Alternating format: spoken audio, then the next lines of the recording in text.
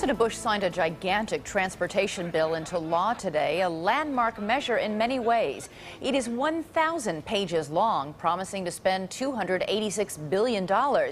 It has something for everyone, including members of Congress. They packed it with thousands of projects for the folks back home.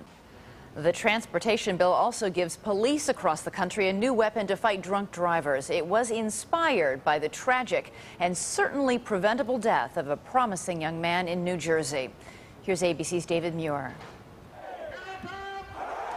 John Elliott had just graduated from the United States Naval Academy. The 22-year-old was driving home for his mother's birthday when on a rural road in New Jersey, he was struck and killed by a drunk driver. About 4 in the morning, there was a knock on the door, and it was every parent's worst nightmare. Just hours before the crash, the other driver had been arrested for drinking and driving. He'd been processed and released by police, picked up by a friend, and was back behind the wheel.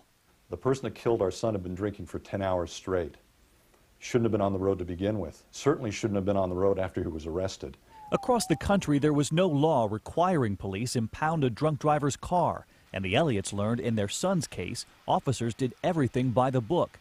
So they campaigned to change the book. And in 2001, New Jersey passed John's Law, requiring police to take away a drunk driver's car for up to 12 hours following their arrest. Before John's Law, if an individual was arrested for drunk driving, once they were processed, they were released. There was, however, no assurance that they would not return to their vehicle. But authorities say John's Law solved that problem, and now other states may follow New Jersey's lead.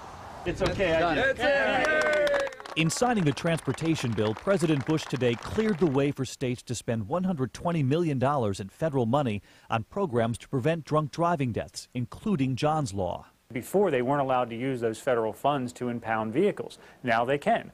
The city of Boston had already implemented John's Law on its own. It would have probably saved a lot of lives if we did it earlier.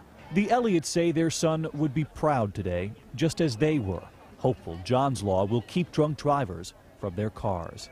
David Muir, ABC News, Palisades Park, New Jersey. Our closer look for tonight.